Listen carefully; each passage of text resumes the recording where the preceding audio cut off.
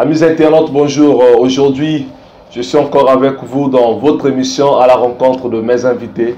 Et aujourd'hui, je suis venu rencontrer l'un de mes invités, c'est un homme de Dieu que vous allez découvrir tout à l'heure. Merci. Voilà, comme je l'avais dit au début, aujourd'hui, je suis avec un homme de Dieu que vous allez découvrir tout à l'heure. Il va se présenter. Papa, bonjour. Bonjour, monsieur le journaliste. Bonjour. Et le mot là, bandeko bazora na sur internet partout dans mokili mobimba. Balingi baye ba moto na yambe zainani. Na lingi mo se présenter pour la bamba yeba. Merci vraiment, na sepeli d'abord makasi na appel na yo. Vous savez, Bible lobby aller partout dans le monde prêcher la bonne nouvelle. Et loko oyo nazo senga nzambo nazo salela apambola d'abord yo. Amen. Je m'appelle le pasteur Godefroid Chekaya.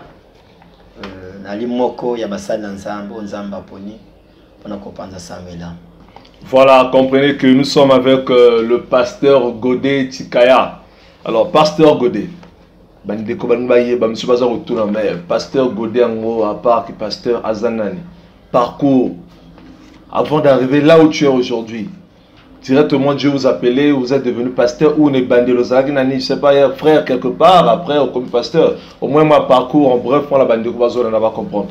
Ok, rapidement, kaka Nengo Tuninga, en fait, on n'est jamais été pasteur en vain. On est né pasteur. Ça veut dire, avant d'abord j'étais chrétien, j'ai du baptême, j'ai des enseignements et j'ai mon père spirituel. Au nom de M. Okulakia, le pasteur Okulakia Mathias, que je salue en passant mon papa Alana Evo, il m'a baptisé à la Kisinga de Lobananza. Vraiment, je te chante, tu le naza chante. Ok. Je me débrouille pas mal et na continue la nganankolo. Oyo nzamba takati nanga yango kumo bimalelo. Étant pasteur, je prêche la parole de Dieu. Voilà, en tant que pasteur, Azalaka chante. Quand ils ont mis le sous Vandegolangaï, que tu chantes comme un pasteur. Apparemment, c'est comme il y a la mode pasteur Godé. Pour l'être au monde, on va pasteur Minel Roi, Moïse Mbi, Michel, pardon, Mike Kalambay, le frère Atom, c'est leur va comme un pasteur. Apparemment, c'est obligatoire. Motofo, ceux qui chantent, fin de une fois, un pasteur. Bon, na outi kolobana début que ba comme pasteur mais ba bota ma pasteur. Voilà pourquoi ce que tu as mis la Bible, le banabiso nzamba le bina Jérémie ne dis pas que je suis enfant. Car je t'avais consacré, d'abord je te connaissais depuis le ventre de ta mère et je t'avais consacré prophète. Ça veut dire bandeko baso commando ba pasteur. Eza ma bête. Eza mala qui chante a commis pasteur. Chez moi, je dis, ils appellent en Zambie.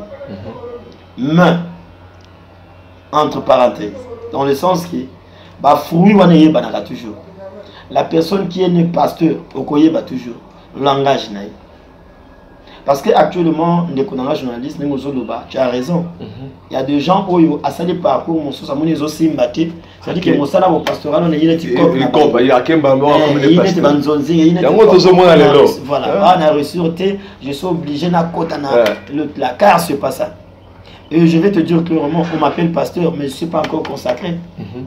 Mais pourquoi? Ça veut dire que le fruit qui est en moi, la semence là, il y a un comme il s'est manifesté. Voilà pourquoi on a consacré, mais il y a des gens qui m'appellent déjà pasteur. Pour dire bien aimé aux Zolanda Bisso, qu'on précipite que les cambotés. Va dans le domaine. Si tu es appelé par Dieu, si tu es choisi par Dieu dans le domaine Morosongolo, il y aura un temps où il y a un moment se manifester. Avant que Yokoma, il y a un moment déjà. Il y aura des gens qui vont commencer à t'appeler dans Combo avant Yokoma. Donc c'est ça. Voilà. Donc il y a eu déjà la prophétie parce que pour le moment, dans nos actes consacrés, bien aimé déjà pasteur. Amen. Donc Bible lobby que au fongoli na se di kolope ba fongoli. Je crois que maloba bato na nzamba ko sangope et que se réaliser la vie na yo Papa Godé. Alors Papa Godé, lelo peut-on parler na altitude à chrétien. Là tous en altitude à chrétien, comportement na bango, habillement na bango. Lelo na kati église. Yo zo mona ngondengeni. OK. Comment les chrétiens se comportent, les lois chrétiens se comportent dans l'église. Actuellement, il passe. Il passe, Makambo, et il comportement chrétien. Tu sais, le mot chrétien d'abord veut dire quoi? Si tu le mets en mangala, mot Christo, et zo tu as mot Christ. Ça veut dire un chrétien, c'est un imitateur du Christ. Du Christ. Il faut un chrétien à se comporter net de Christ. Oui, Christ, c'est le un. Christ, c'est la pensée de Dieu. Christ, c'est Dieu lui-même. Mais biso un temps, imitateur. Quand on parle de imitateurs, ça veut dire que aux autres, non à 100%. Mais quand même, tu as les attitudes, tu as les caractères. Il y a vrai, malgré ce n'est pas le Christ, mais il est l'imitateur du Christ. Ça, c'est un. De deux, Nini est comme Sakamoto chrétien. Qu'est-ce qui fait que la personne qui est une personne, un individu, a comme maintenant chrétien? C'est la prédication, c'est les enseignements. Il y a mieux poussé que mon comme un chrétien. Et à partir de cela, ni et qu'on met ma moto dans comportement. Et qu'on fait comprendre moto comment marcher avec Dieu. Mon frère journaliste, quand on a la situation où c'est le caractère, il y a un chrétien actuel. Et ça, là, on a passé dans mon temps. Je suis encore jeune, mais Dieu m'a fait grâce pour comprendre moi ma cambo belé na bonzambe. Parce que na leki na se ya papa nanga ou ya enseigner la parole de Dieu. La première des choses, depuis Nazareth l'église à papa nanga, c'est rare à lever sur le bien matériel. Quelque part, je dis, oh, il s'agit que les chrétiens, les chrétiens actuels, ils ont d'abord oublié ce bakam. C'est-à-dire, tous les mbakote ya bato liloba na nzambe ndenge ezali. Tous sepelisa bato et non nzambe. Parce que lelo anu ozana bana na ndako obochi bana na yo. Tango mwana sana ni moke, lakisi mabe na malamu. Mais soko lakisi mwana ke tout eza malamu, obebisi mwana yo. Obebisi ya mwana. Ça veut dire que l'église, rôle na biso basali na nzambe. Ils ont d'abord pour enseigner le peuple, le Dieu va comprendre chrétien ni kolobanini et attitude à chrétien et cause à la ndengeni. Actuellement ma bé écoute. Frère Patrice Ayemanze Momoko alobi alukin dans le monde. Makambo alukin dans le monde amoni angota ko mona na kati église. Oh ya l'église a comme dans le monde. Ça veut dire que confusion écoute. Lelo awa habillement. Il y a des chrétiens. Et il y a des païens. Ça veut dire que caractère, comportement des chrétiens est comme des païens. Ok, logique, comment c'est une différence, c'est ça entre les chrétiens et les païens. C'est obligatoire. On a obligatoire, il faut différence de ça là. Le tozomo, les deux baké ou aza musulman. Kaka l'habillement. Na attitude de mon apparence quand on est musulman. À l'obioté, mais quand tu regardes comme ça, non, on est musulman. C'est ça normalement un chrétien. Là, Paul quand il enseignait, la Bible me dit, moi on a chrétien, mon Christ est utawapi. Et utawapi mon frère. Et ça te que moi bakomaki que non, il faut bien avoir un chrétien, non. Et ça va caractère bala ko se manifester. Motazo qui ne chaque matin tous vani bozomo na motazo lekana ah de quoi qui ndaka wapi allo bakate na quartier nano yoki te ka soni na ndeko mais à chaque fois alekanaka akinaka l'église ah bon maintenant ko landelo zomona ceux qui ba sangani 2 3 maloba na bango bazoloba ezopia bato posa bayoka bango ndeko kuna za malade mona ba sangani bayoko mona ndeko bakiko lendisa ndeko hospitalité. Voilà ma rambo c'est un chrétien. Voilà. Ni côté comme moi ne uta. Les maintenant va observer non. Ba caractère tout ce monde ou. Ndi comme malade ba qui ko assister. Ndi ko aussi problème ba qui ko lendi ça y. Non, o il fait ça la ba chrétien. Ça veut dire que baza ba imitateur à Christ. Et ça de loko Christ là ko ça. Car na parcours à Jésus là comment on n'a pas cité. OK les là ba chrétien ba comme ko s'appelle roman la moto n'a pas cité. Voilà. Ba y même batali bosso à l'occasion de shit ya bato. Un chrétien outil l'église, ce qui a bimé à Boypan, à Banikotombe. Ça veut dire que, et comme il y a une dimension, il faut que l'on ait un langage bien aimé. Il faut que l'on ait un langage. oyo elobamaka mingi na bato que nazosepelisa nzoto. Car la Bible dit que les corps de l'homme est le temple du Saint-Esprit. Et il dit encore que celui qui détruira mon temple, je le détruirai. Maintenant, tant bazola wapi ni nzoto, tant ozo bebi sa nzoto, na ba tatouage na nzoto, un chrétien, ba tatouage na nzoto, ozo mona habillement sale. Donc ozo fingi sa nzambe oto mona kate na zela comportement na. Voilà. Papa Godeli, tous ont un tatouage na nzoto. Et les gens ba pasteur, on a kabazala ka ba bonzi. Ba tia ba tatouage wana. Le va pasteur va zakara tatouage wana. Pour interroger mon négéni. Voilà. Tu sais, c'est un peu difficile mais c'est facile. Pourquoi? Il y a un temps il y a ignorance. Au montant qui n'a ignorance. Aïe ba quitté. Asali Makambona, il était emporté par le diable, il était emporté par le gens. Nandinga azalaki ayeba bref ayeba ki nzambete. Ayeba ki liloba na nzambete. Maintenant, l'air aïko comprendre après avoir kotia ba tatouage na nzoto. Aïko comprendre. Comme il y a moi, je ne sais pas si balonga parce que dans la salle, je ne sais pas si balonga, si balonga. Là, monsieur si balonga, là, monsieur ils allaient à vie. Voilà. Maintenant, tango oyandi meli Yesu a confessé ma bunganaï. Selon 1 Jean chapitre 1 verset 9, que si vous confessez vos péchés, il est juste et fidèle pour vous pardonner et vous purifier de toute iniquité. Oui, à saigner pardon, à se confesser, paix, à se repentir totalement. À côté de la service dans Nzamba bengi, a commis pasteur, a commis prophète, a commis apôtre, a commis évangéliste, a commis docteur. Mais l'autre on est dans les autres naïfs. Quelque part, ils ont ce qu'on appelle un témoignage. Qu'est-ce que j'allais dire par là? À côté, il y a peu bateau. Bon, mon bilo qu'on a, on a salakango. Et puis ça, il y a l'autre comme côté.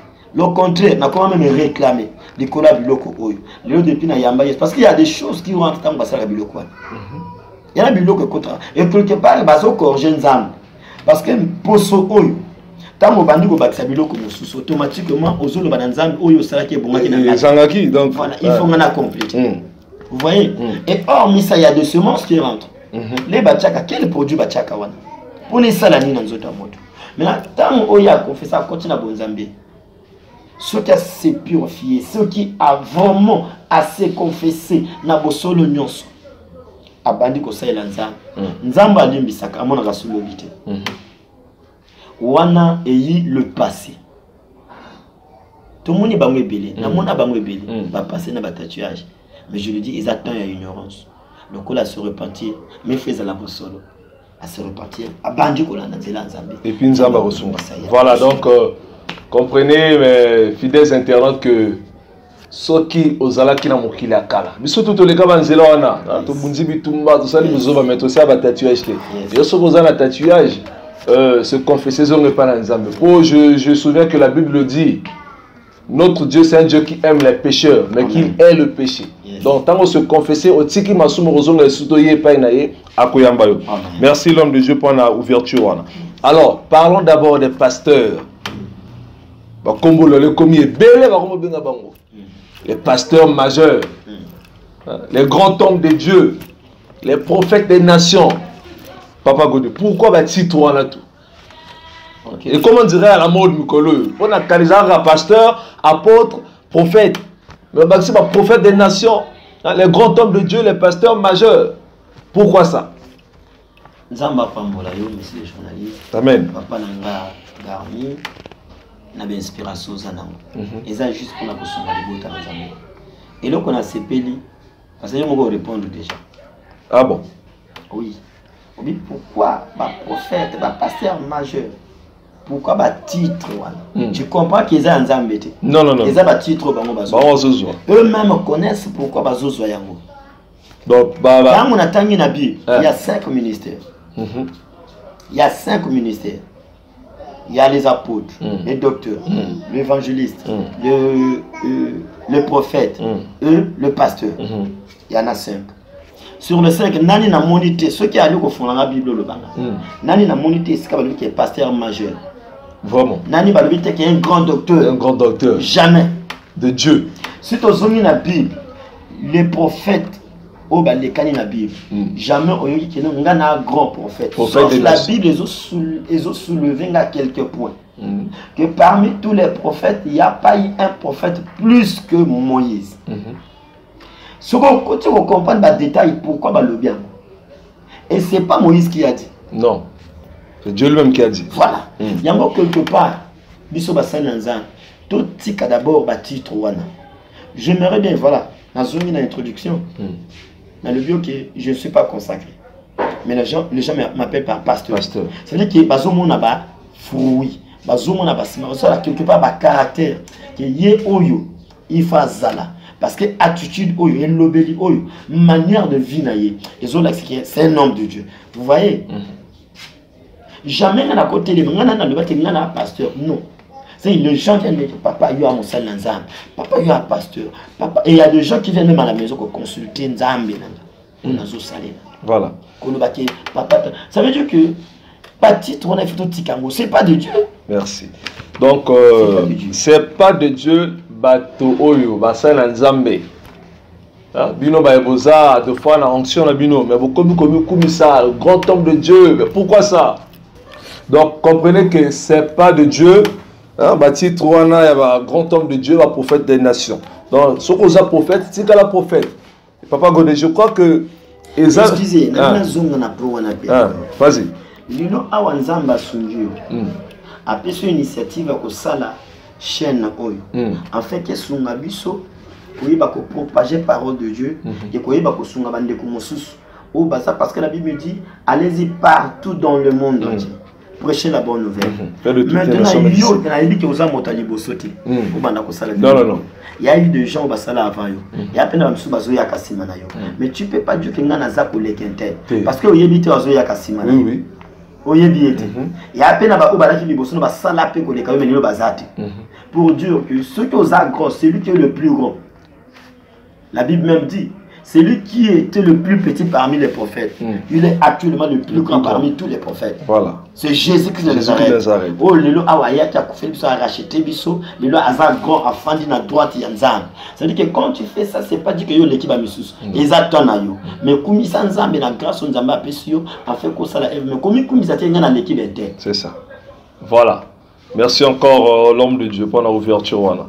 Alors, Papa Godé. À travers le titre de pasteur Jésus. Au moins, on a dit que la vie à chrétien comme en danger.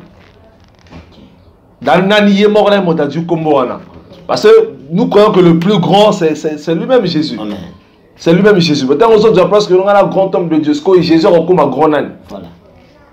Et puis tant adepte tu vois que nous avons besoin de danger puis il y a besoin de danger parce que je me souviens que la Bible nous dit notre Dieu est jaloux. Amen. Alingate qui va continuer exemple les gens ça quand je suis quand il y a qui na mabele parce que là bango bazo zo ba place wana et ko souke la bango ndengeni. OK, Bible et le Bible. Parce que la danger était vraiment. La Bible dit tango oyo sala mosala. Olingi bato ba betelo maboko. Batoba Kumisayo, salaire Nangwan, récompense Nangwan. Ça veut dire que ceux qui ont eu le mot, tu es appelé l'homme de Dieu, pasteur, prophète, quoi que tu sois. Et que ce Lukomi Kumisa d'abord, davantage. Avant Nzambe, parfois tu n'es pas appelé. Parce que tout le monde a la réalité actuelle. Parce que mon temps Bengami Nzambe, tout le bangana ni côté, tu y es qui David a causé la carreau. Le Bamaritain. Donc, et puis, même il est arrivé en haut. Mais la Bible me dit même, promettre, au roi Yemoko Lobinaye, au roi Saoul, na front, a pesé ma promesse, mon temps que longue, incirconcis, n'a pas pesé moi, n'a pas que ça n'a accès à palais royal. A salé la gosse à moté. A salé une mission. Mais après, quand encore la guerre entre Saoul et David, jusqu'à ce que Nzambaï Kosala David a commis roi. Mais jamais David a tenu. Au commun, même Tozongi n'a pas l'air à quoi ici Goliath. Saoul a tombé ma bocoté à Sepela. C'était les enfants qui seraient bandés au coup, mais ça va bien. Oh Saoul a bomimé. David a mis. Il y en a qui sujet de joie à David. Mais il y en a qui sujet au coup, mais sans âme. Oh, il y a quoi ici, moto là, pour bondissa Israël. Ça, c'est un. De deux, comment on a commis un niveau Saoul a lutti David pour la bombe. David a eu au monde qui n'a occasion de bomber, il m'a beaucoup bomber. Pourquoi il savait il y aura un temps où on a yemo ceux qui a la casse qui a le banc il a comme à ndengenanga na ndengenanga mais c'est pas que ngana place. Vous voyez maintenant là où il y a un prophète ou un pasteur abandi ko kumisa Ngana sa prophète des nations, apôtre des nations, dans l'équipe tout, je suis le plus grand. Automatiquement, tu vas comprendre qu'il y a une récompense en Guana. Et parce que la Bible le dit, Dieu ne partage pas sa gloire avec quelqu'un. Toi, tu es homme de Dieu. Ça veut dire que aux hommes moto, aux hommes zambé. Donc, aux autres, ça, selon Yoke, selon Zambé. Mais là, quand tu as commission que les Kanzam, c'est un péché. Voilà. Comprenez que c'est un péché, bien besoin de avoir titre dans l'église. Alors, Papa Godé, les gens pas mon sous-sol aux autres, on s'en a mis. Là, on a l'église, et comme il y a une offrande d'onction. Hein? Offrande d'onction. Parce que moi je sais que l'onction, ça se communique, mais ça ne se vend pas. Mais ceux qui l'ont l'église comme une offrande d'onction, c'est que comme on tek à onction, réaction de moi. Ok. Si cela est biblique, ils ont malade. Mais biblique la verset nini. Il y a mon azolo. Nazolo papa. Si offrande d'onction ils ont la Bible, et que vous avez malade. Mais ceux qui ont la Bible, ils ont péché. Vraiment. Ils ont malade. Vous savez, tant que vous avez l'offrande, tu as une offrande volontaire qui est écrite dans la Bible. Si tu as un juge, la Bible me dit, naissance, il y a Samson. Ange, l'ange de l'Éternel, Abimeli moi c'est Manaosh. Tant que Abimeli a les bonnes nouvelles. Que yeba ke katina yo okobota mwana mobali. Mwana wana okobundela Israël. Rasoir yo kota na mutu na yete. Akoza la consacrer uta libumu ya maman na yo. Donc uta libumu na yo. Mais yo na part na yo. Komeka kolia babilia moko eza impureté. Comme a combiné la baliquette forte. Après c'est l'interdiction. Mais après qu'est-ce qui se passe en jouant à Kenya? Quand il y a passé les solo et pas il y a mobile Manaosh. Manaosh qui dira Seigneur, n'a recevoir un message au pina moi mais je me reviens. Yo ya kapé, on va même malobo le bina moi. Rapidement. Tant oyo abimé pour la seconde fois. Albi pardon qui n'était zana ben mobile abingi Manaosh. Manaosh ayi. Même maloba o ange maloba qui na moi c'est même maloba le bina Manaosh. Mais qu'est-ce qui se passe? Manaosh est mort al fond le monokalobi. Ce qui reliait le mot, oza onzamba tindi pour ne pas mbola biso, aucun nanité. C'est là que sala offrande. Tu comprends? C'est pas l'argent le billet que non. Il y a l'offrande. Non, il y a le billet zelanga. La billet qui a azu offrande car c'est l'ange de l'Éternel. Ça c'est tout zoni na Gédéon. Pareil. Gédéon ange a sengaye le côté. J'ai donné à l'obana ange à mettre les âmes d'épaule. Ceux qui relient le mot, comme on bien envoyé une instruction, c'est zanga, zelanga na salle dans un offrande. Vous voyez? Ce qu'on songe rapidement, na délige, au comment on a Noé. Tant que Kangi arche, délige est sami pendant 40 jours et 40 nuits. Après leur maille, la Bible dit qu'il est abîmé, a dû place à Kofanda, automatiquement, et l'eau à Liboso, à Salak Kofanda. Dieu n'a pas demandé l'offrande. Yemoko a sali offrande pas inanzana et c'est l'offrande qui a touché nzamba bi waouh soda qui te rebona na liangote je suis obligé na arrêter mon pépé oy na lobaki na noé que désormais na kotika la koboma encore mon kilo na déligité APC signe alliance arc-en-ciel jamais n'attend la Bible na mon ange ya pour de pesanga surtout à onction pardon voilà c'est comme les autres gars l'église le là il y a une offrande d'onction. Les pasteurs, les hommes de Dieu majeurs, grands, de nations, les apôtres de nations, c'est ça.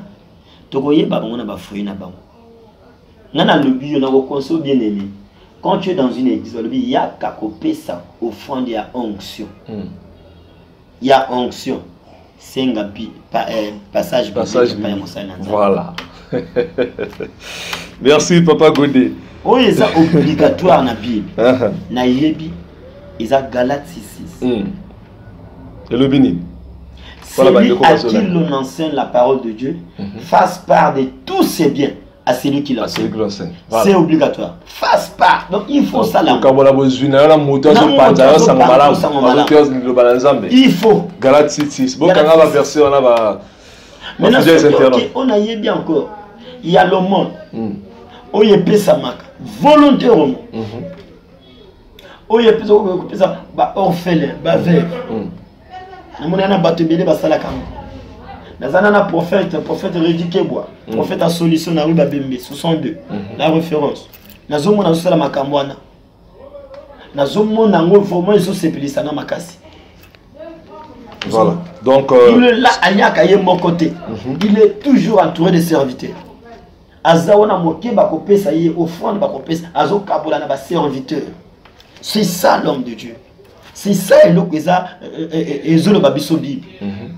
Même au na Lévitique au monango ba dim oyo actuellement excusez-moi l'homme de Dieu les kambo na zolo ba pete robeto libaku actuellement dim ezaka ya pasteur. Parce que je dis na li mais na tangi na Lévitique bilozo banini dim elaki pona ba Lévi. Bato bana kata service en Nzambe na sacerdoce. C'est-à-dire que yo a pasteur, ozana Dieu na yo, ozana diacre, ozana voilà. Dim ozo kabana bon. Bato baza ba plainte en église, parce que ça ya kanzambe, o Nzambe na yo parce que c'est toi qui es l'homme de Dieu. Yo motoza appelé, yo motoza ange à l'église. Moi je suis ton serviteur. Nazo salé la yo. Maintenant tango bazo pesa dim. Dim wana eza pa na kosuma bandeko, o bazo sala na yo. Bazana misala te musala ba. Les za wana te. Les dim ezalaka ya pasteur et bon. Ah, donc, bon, absolument comme moi là. Voilà, fidèles internautes. Nous allons lentement et sûrement vers la fin de notre émission avec l'homme de Dieu, Papa Godé. Papa Godé, de leur relation avec nos alango, n'a pas ça dans Zambie, en beaucoup de biso Congo Zambie. Oh, tu sais, actuellement, n'a tambolaka na l'église. Na tambolaka. Et nous avons qui m'a côté à l'église. Non. Non. Mais au moins, on peut la relation là. Voilà, vraiment, la relation est très bien. La relation est bien là-bas. Où tu es déjà. La relation est bien. D'abord, on a salué en passant le pasteur Loïc Vinga.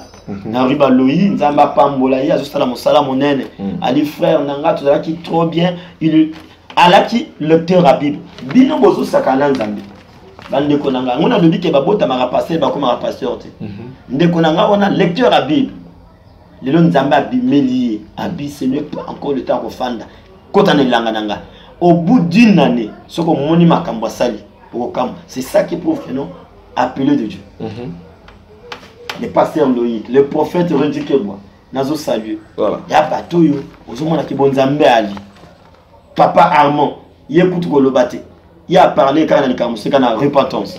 Nzamba Pambo, le pasteur Freddy Assiro. Nari Gambo, Nzamba Pambo, papa na karaté beto yambai. Ah, karaté ya wana zoka ya programmer au papa na Nzamba Pambo la ya pasteur na zomo na misala. Merci vraiment. Donc bien aimé, comprenez que nous sommes avec l'homme de Dieu, Papa Godé. Dès dans le but nous allons lentement sûrement vers la fin. Alors Papa Godé, mon ayant message au dressé n'aba chrétien face aux caméras, bah, il va sauter de partout, la chaîne Abisso, GPTV 11. Message nous adressé parce que ma cambolène, confond, comment dirais-je, comme confondu, comme confondre les chrétiens, les païens. Donc, il va soutenir au Christ, au pagano. Message il un peu en résumé, au moins 2 minutes pour balancer na bango. Merci, Papa Nanga, Garmi, et nous on a connu le peuple de Dieu. To commis n'attend du soir. La Bible dit, vous verrez de la différence entre ceux qui me servent et ceux qui ne me servent pas. Kolanda la mode à mokili ode. Yoza chrétien, banda kotambola selon la parole de Dieu. Tika makambo ya kili wana yokota na kata liloba na Nzambe. Tambola selon ainsi dit l'Éternel. Et les hommes de Dieu, tu continues côté à battre liloba na Nzambe, tu continues à enseigner peuple, tu continues à lever la vérité en Nzambe. Récompense les amonene pour nabiso. Nzamba kopambola biso. Même moto apambola te mais Nzamba benga yo akopambola yo. Tout tikalaka na kati ya vérité. Voilà, merci. Restons dans la vérité et au moins les salutations, c'est que vous avez la salutation, vous pouvez saluer sous. Merci, madame, Maman Versia, Madame Godefra Chikaya, Zamba Pambola, na Pamboli, papa père spirituel, Okulakia Mathias Naïvo, le pasteur Ludovic, le pasteur Wilson, Kevin le Messi, l'évangéliste Regan, le berger Gauthier, Zamba Pambola, papa Freddy, Wana papa Nanga, Kola Pambola, Yoba chante, maman Peggy, papa Mustapha, Dieu merci, vraiment Zamba Pambola, Abba Kabino Nicole Béni. Ok. Merci vraiment Bolanda Kouanezalaki, émission Labino à la rencontre de mes invités. Vous allez présenter par Ngaïn de Kolabino, le frère Garmi, la puissance, l'autre Zalaki n'a pas Godé. Voilà, et pour la fin, je remercie mon père spirituel, l'apôtre Philippe Itoa, ainsi que son épouse, la pasteur Michel Itoa. Bon séjour en RDC. Voilà, un grand remerciement à toi, mon ami de tous les temps, RP Prod. Merci mon frère pour le soutien. Et je remercie encore l'homme de Dieu, l'ancien Dieu veille Atta, juge d'instruction. Dieu veille Atta, papa Nzamba Pambola. Et je remercie mon docteur au carré. 2 fois docteur. Il est mon docteur dans l'église. Il est mon docteur physiquement. Wow. Le docteur au Prince Opio, là-bas à l'hôpital de Talangaï. Vraiment merci. Et encore un grand merci à vous, mes respects, à son excellence Madame le maire de le département de la Songa, la ville de Westo, 2e arrondissement. Madame le maire Irène Onzou Maman, merci beaucoup pour vos soutiens. Et je remercie encore mon vieux Julien Ondongo. Yalangaï va respect nayo. Remercie encore, salutations, un grand clin d'œil à toi l'artiste King Trey.